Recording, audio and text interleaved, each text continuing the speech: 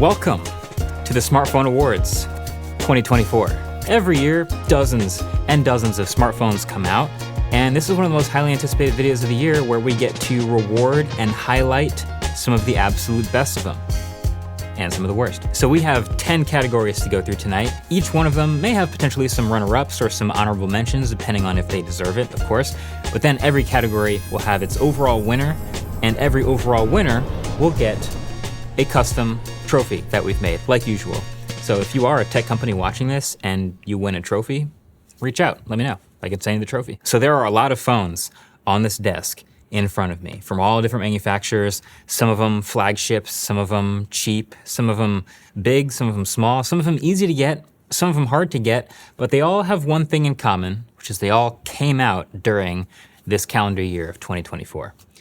So let's give out some awards. So the first category, Best Big Phone. So the idea behind this category was to sort of separate smaller phones and then the bigger phones and then reward the absolute best big phones. But the thing about phones these days is they're all kind of big now, like phones are just getting bigger.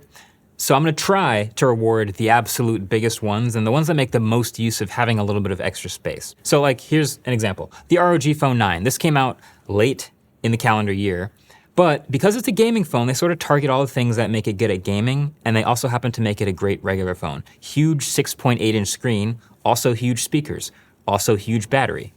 It's great for regular phones. It even has a headphone jack, but it's not perfect, you know, nothing's perfect, but one got really, really close this year, and that's the Vivo X200 Pro. Again, a phone to come out late in the calendar year, but they basically did everything with this phone. You can see the huge camera bump. There's some incredible camera hardware in here, another huge screen, but one phone did outdo it.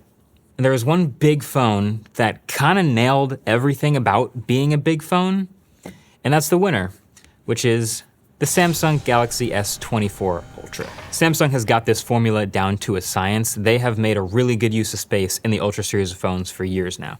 Really nice screen, probably one of the best in any smartphone. Also with this really good anti-reflective coating that kind of went under the radar, but is really good on this phone. Really good cameras on the back without protruding too much. It also has a huge battery while still having a stylus down there. There's just a lot going on in this phone and all the software to back it up. Plus, it recently started getting this One UI 7 beta, which jumps it to Android 15. It's getting software updates. There's just a lot of good things going on with this phone. It's skewed with these awards sometimes to be the phones that came out later in the year. This came out in January, still deserves the award. So then next category, Best Small Phone. This is kind of a sad one actually this year because while, like you've seen, lots of phones have been getting bigger and bigger, the small phones usually would pull up the rear. There'd be a couple small phones that sort of float around and deliver that special experience for people who want a flagship, but that's not huge. The mini iPhones and the Zen phones of the world. But those are all dead now. So then what's left? What could be the best small phone among all the stuff that we saw come out this year? Here, think about this. The Samsung Galaxy S24 came out earlier this year, right? It's not that big of a phone. It's a 6.2-inch display. It's the smallest flagship that they made. 6.2-inch screen is bigger than the phone that won the best big phone 10 years ago, which was the 5.7-inch Galaxy Note 4. So that just shows you how crazy it's gotten. You know, there's the Vivo X200 Mini also came out. That was still over 6 inches. Really good phone for that size. And I also considered the flipping phones. Every year they're appealing as small phones, but then you open them up and they're huge again. Ultimately, what I settled on was the iPhone 16. Best small phone of 2024. So the iPhone 16 is rocking a 6.1-inch display. Note that it's the same body size as the iPhone 16 Pro, but with a slightly smaller screen. But I really like the way that Apple stepped up the base phones this year. They have really good cameras, really good battery life, flagship chip performance, years of software updates, more RAM than the base phones have ever had. And yeah, I could have given this to the 16 Pro because of how mad I am personally about the lack of high refresh rate, but everything else about the base iPhone feels as close to the flagship as it's ever been. And I even prefer things like the matte rails and the real variety of colors. They've just done a really good job with the iPhone 16. So in this world of so many phones being so gigantic and trying to pack as much as possible into a huge phone and being a two-handed phone, shout out to the couple of one-handed phones still left. So then, that brings us to our next category of the night. best camera. So things are always interesting in the camera space for a couple of reasons. Number one, obviously the hardware just keeps getting better and better year after year. Better periscope cameras, bigger sensors, all the optics improve. But also, this year especially, we've just seen a ton of AI stuff. Everyone is expected to have some AI, especially in their cameras, whether it's AI scene recognition, or AI portrait mode, or AI background object removal, whatever it is. There's gotta be AI in just about every camera. So in that way, I can definitely say that my criteria for best camera has moved around a bit, and this feels like one of the most competitive years ever for cameras. You know, the Pixel, we didn't do the blind camera test this year, but I suspect it would have done really well again. They still have that look to them. And the Galaxy S24 Ultra is just consistently so good at photos and videos for Android phones every year. But one really stood out to me this year. And again, it came out late during the calendar year, but the Vivo X200 Pro. Man, if you haven't heard about this phone, this has got some serious camera hardware, and the reason it stood out to me is because it feels like it comes the closest to an actual real camera shooting experience and results out of anything on this table. So hardware-wise, it's already high-end. It's got a really big 50 megapixel main sensor. It also has a large 50 megapixel ultra-wide, and it has a 200 megapixel sensor behind that periscope zoom lens as well. The shots that come from it have this great natural depth of field as well. The camera app is quick and full of options, and the super high resolution on that telephoto lens means that it can go from the 3.7x optical way in and still maintain sharpness even without doing the S24 Ultra's dual telephoto thing. Plus, I had a lot of fun playing with the portrait lens looks built in, which can shape and stylize the bokeh in a way that's really convincing, even if the subject cutouts aren't perfect. But it didn't win my award this year. Look, I'm just as tired of it as you guys are, but if you had to take just one smartphone from this table from this year to take all of your photos and videos, the choice is still the iPhone 16 Pro. The streak continues, and yeah, I hate them winning every year just as much as the next person. But look, ask anyone who shoots and relies on videos and photos from their smartphone regularly what they would use, and the answer just keeps coming back, iPhone 16 Pro. Obviously, it's easy to shoot with, it's simple, and it's reliable. Over and over again, it produces that similar look. And they added a lot of specific features this year to dialing in that look. So you have all these new manual controls, you have all these formats that you can shoot in, and the video is consistently unparalleled from the 4K 30 and the autofocus to the super stabilized video, to the super slow-mo video. I honestly want another smartphone to come along and knock it off its post, and I think we're closer than ever to that. But for right now, iPhone is still the truth in the camera department. Next category, best value. Every year, this is the most interesting and competitive category because there are so many options that come out in the value budget space, even some that are not on this table in front of me, that are super competitive and all have different things that they prioritize and at different price points. And that's always the question about value, isn't it? What price point are we gonna have that qualifies it as a value phone? Should just be anything under 500 bucks? Or anything under 400, maybe that makes more sense? Or maybe it should just be anything that just has the absolute max value for the price that you can shove in a phone, even if it is a flagship.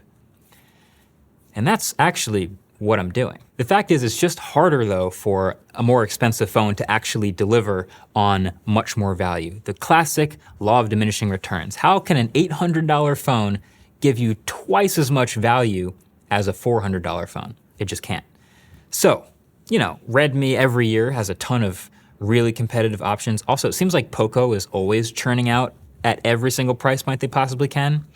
But what stood out to me this year, I do want to give a shout out to the Pixel 8a. It came out at 500 bucks and has a really good camera system in this price range, but it did kind of feel like it was clashing a little bit with the Pixel 8. But also, the CMF Phone 1 came out this year, and this was a $200 phone that delivered a lot of value in a bunch of ways, but also in just fun and modularity and accessibilities and this unique design.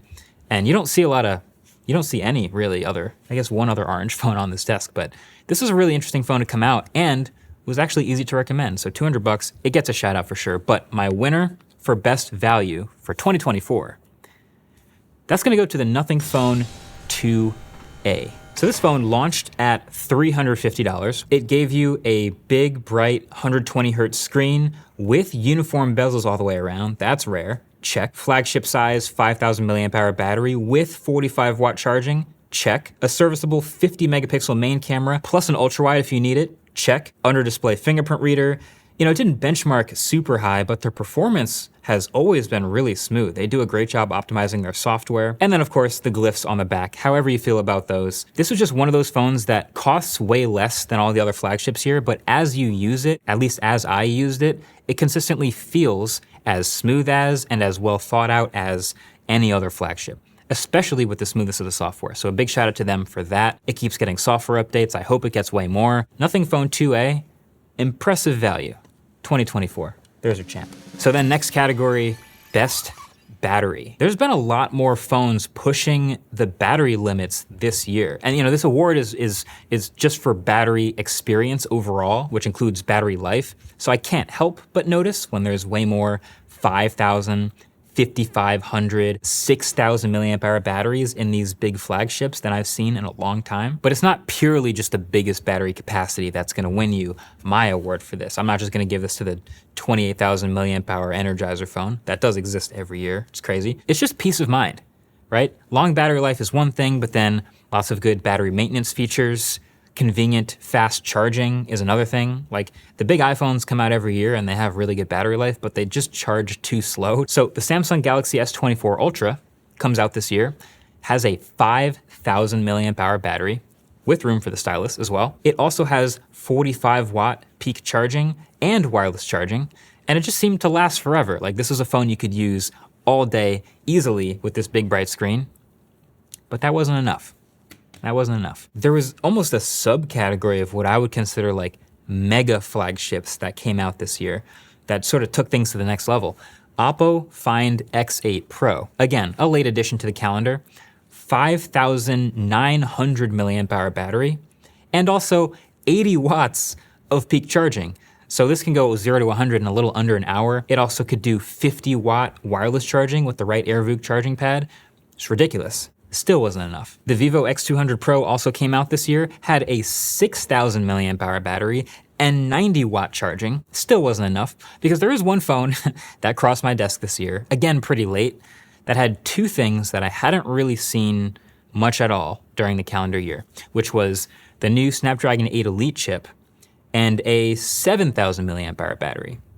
That's your winner, which is the Red Magic 10 Pro. This is a gaming phone, and it is entirely designed around gaming with things like an exposed active fan that sacrifices water resistance for spinning up and keeping it cool when it's gaming and charging. But the Snapdragon 8 Elite chip has been like a superpower in a couple of phones that it started to show up in late this year. There's a couple other phones that have it, but it has been dramatically more efficient than the previous generation, which we love seeing. So it has that chip. Maybe leave a thumbs up if you want to see a video just about the Snapdragon 8 Elite. But then it also has a 7,050 milliamp hour battery. And so just that combo alone makes this a 2-day phone comfortably at 144 hertz, which is sick. You could also turn it down to 60 hertz and do even better than that if you want. And when you do have to charge it up, it'll go 0 to 100 in half an hour or so because it charges at 100 watts of peak charging.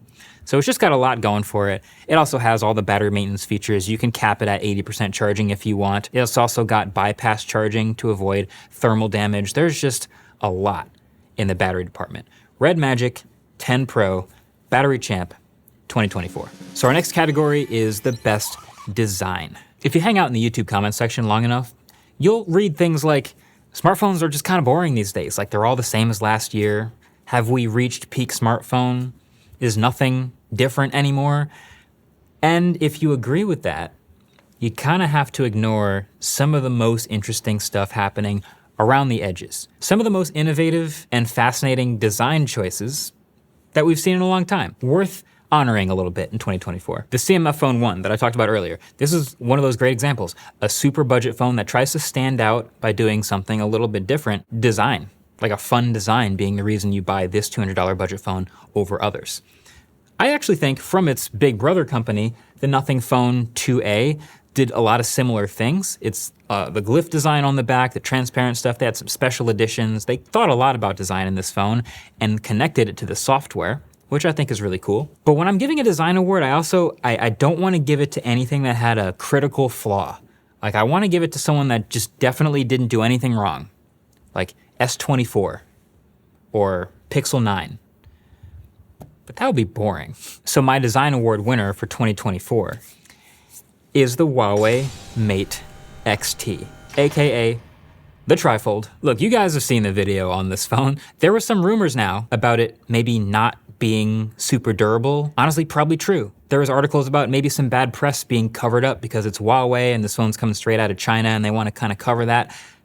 Probably true. But the fact that a real smartphone company had the audacity to not just build a bunch of these, but build a lot of them and ship them all and actually build features around them that actually works. I actually remember reading those articles about, the spy shots of the CEO of Huawei using this unique triple folding thing on a plane. And I remember thinking, okay, yeah, but he knows he's being photographed.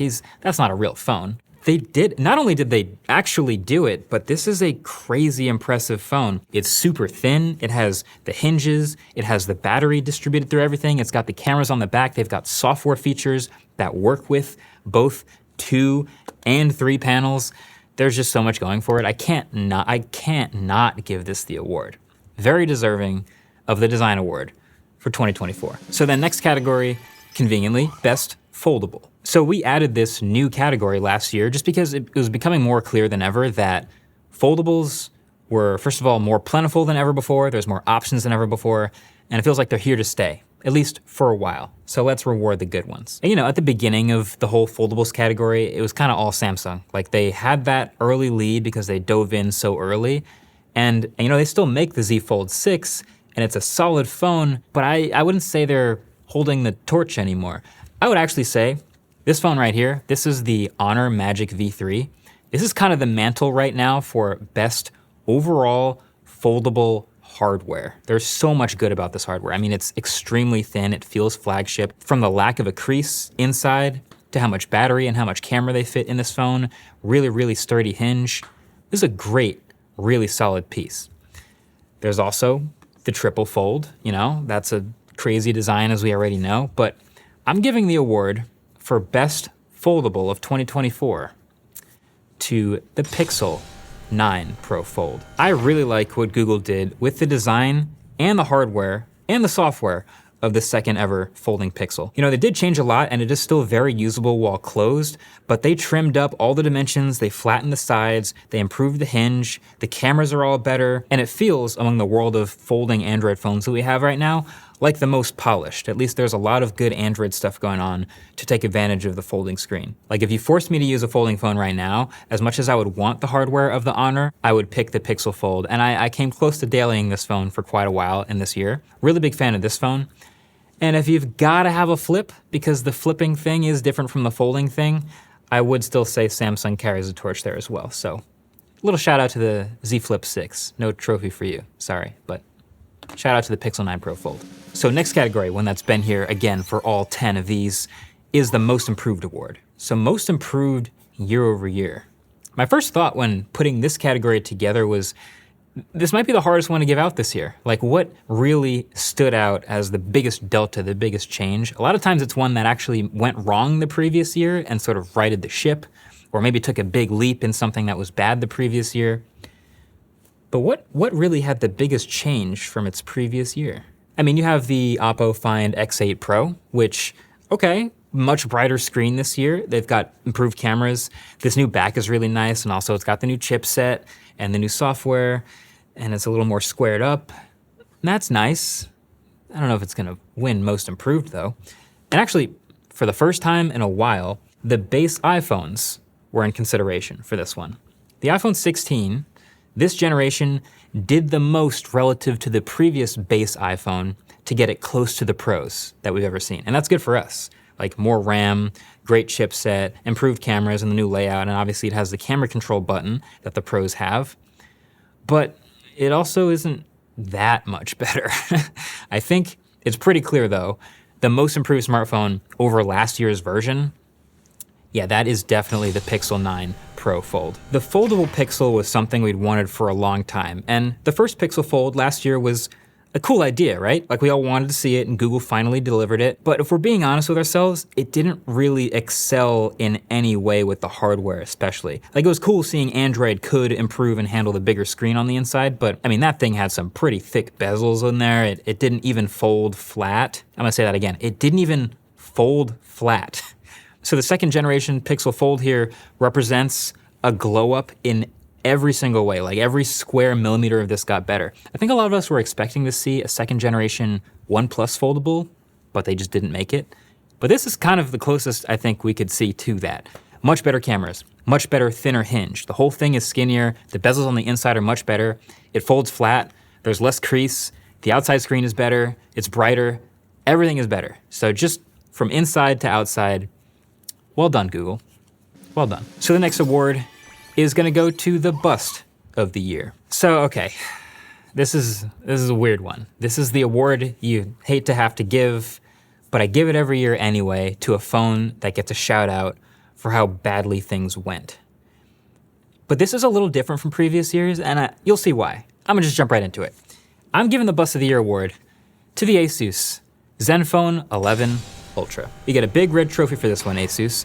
The 11 Ultra did not win anybody's favorite phone. Now, if it's any consolation, this is the first year that I'm giving this award to a phone that's not actually that bad of a phone. It's fine. It's an okay phone. If you bought it, I'm sure you'd be okay with it. But the point is, it's more representative of the whole category, because the Zenphones that came before this Zenfone, well, you remember them, right?